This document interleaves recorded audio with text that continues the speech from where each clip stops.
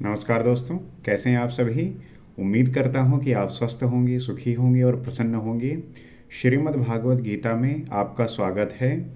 हम ये समझने का प्रयास करते हैं कि जो हम हैं, वो कितने हैं? कितने होने का मतलब है कि आपके वर्तमान में हो रहे जो कार्य हैं, जो काम हैं, उसमें आपकी कितनी संपूर्णता है।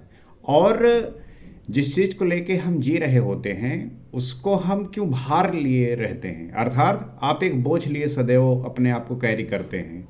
आप जो हैं, अगर उसी में रहेंगे तो आप स्वतंत्रता महसूस करेंगे, एक फ्रीडम महसूस करेंगे। लेकिन हम कहीं न कहीं अपने अतीत को बोझ के रूप में ढोते रहते हैं। जैसे कि आपका शरीर है, अगर हम फिजिकल फॉर्म में बात करें, शरीर है, उस पे जो है आपके शरीर पे एक बड़ा सा बैग टांग दिया गया और वो भारी है, तो आप देखेंगे कि आप झुक के चलेंगे, थोड़ा दबे से रहेंगे, आप असहमे से रहेंगे, आप थकान की वजह से आपका जो व्यक्तित्व है वो प्रदर्शित नहीं होगा।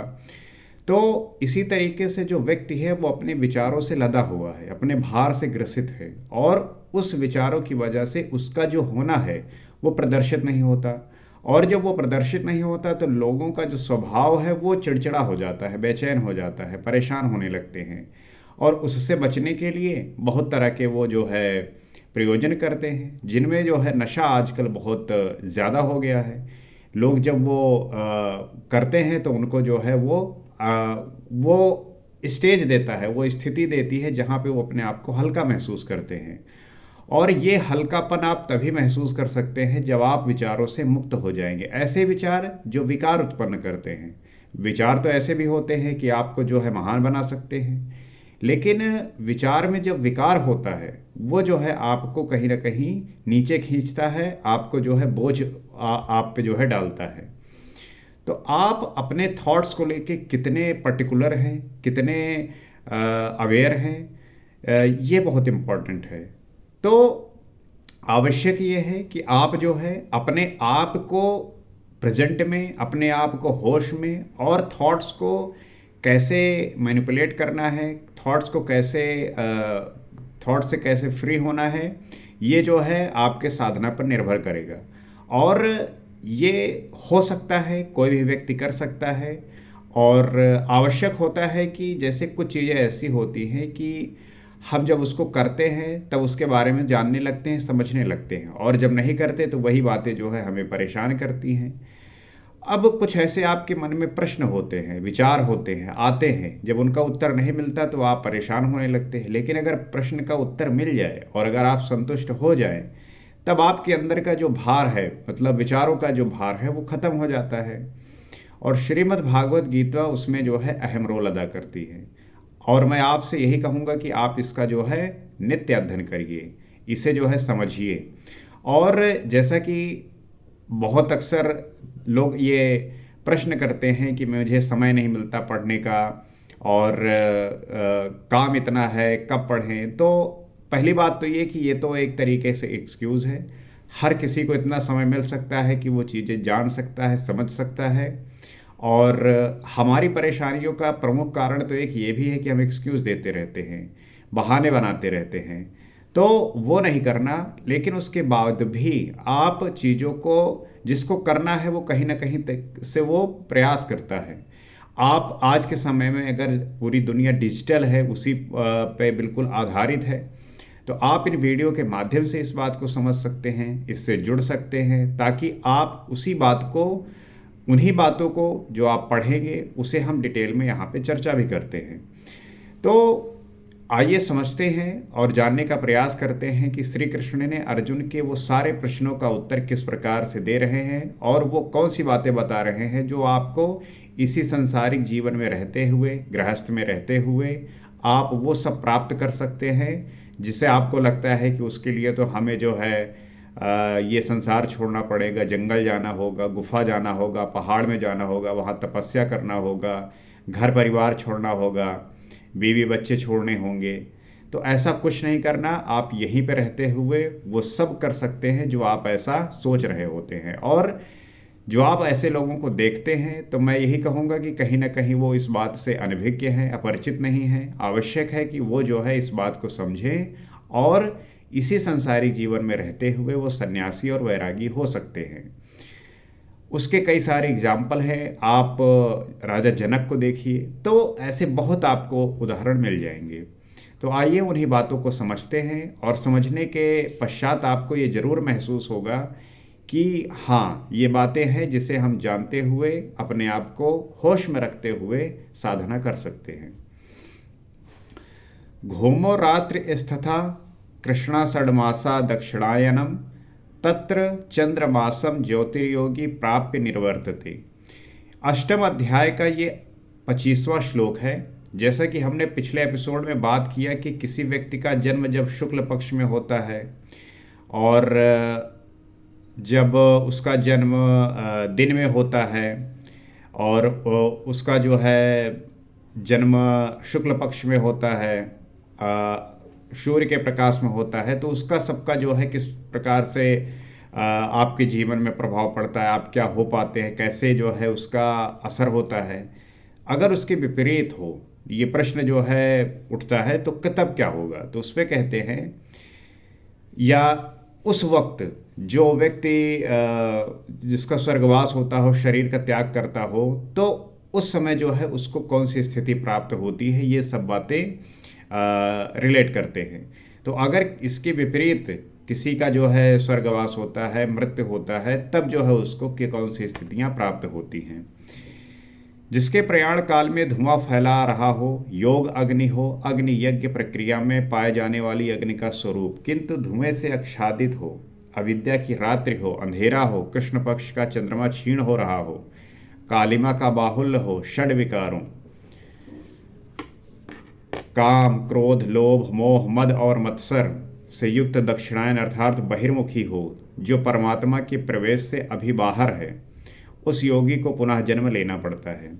तो यहाँ बात करते हैं कि इन स्थितियों में जब किसी व्यक्ति की मृत्यु होती है, शरीर का त्याग करता है, तो उसे जन्म फिर से लेना पड़ता है कि नहीं। जैसे पिछले एपिसोड में हमने समझा कि जब स्थितियां होती हैं कि वो व्यक्ति शरीर का त्याग जो है वो ज्योतिर्मय अग्नि जल रही हो तब करे, दिन के प्रकाश में करे, सूर्य चमक रहा हो, शुक्ल पक्ष में करे, उत्तरायण में करे, तो उसको जो है क्या प्राप्त होता है। और अगर वो व्यक्ति कृष्ण पक्ष में कर रहा है, अंधेरे में कर रहा है, अविद्या में कर रहा है, षड्विकारों में जो है कर रहा है, दक्षिणायन में जो है कर रहा है, तब जो है उसका पुनर्जन्म होगा कि नहीं।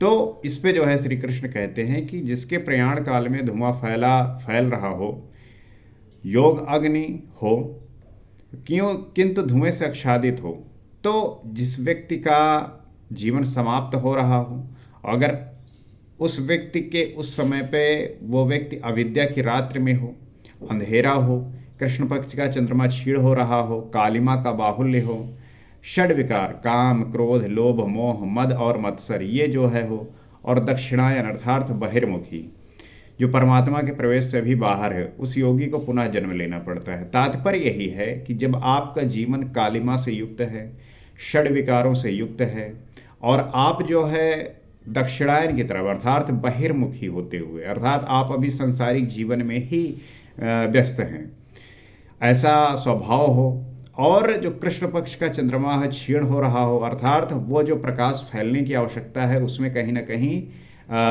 वो कम हो रहा हो, अविद्या की जो है अविद्या आपके अंदर हो, तब जो है आपका पुनर्जन्म फिर से लेना पड़ता है। तो क्या शरीर के साथ उस योगी की साधना नष्ट हो जाती है? अगर उस साधक ने साधना कर रखी है और शरीर का नाश हो गया, तो क्या जो है उसकी साधना भी नष्ट हो जाती है? क्या उसका जो है जो उसने उसको प्राप्त करने के लिए परिश्रम किया, मेहनत किया, क्या वो भी नष्ट हो जाता है?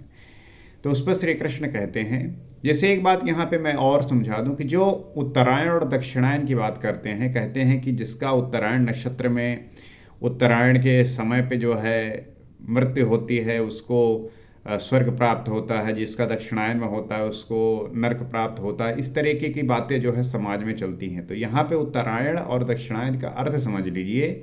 दक्षिणायन वो कि जो आप बहिर्मुखी हो, अर्थात आप जो है परमात्मा के प्रवेश से भी बाहर हो। उत्तरायण का मतलब आप परमात्मा के प्रवेश के भीतर हो, उसको प्राप्त कर लिया है।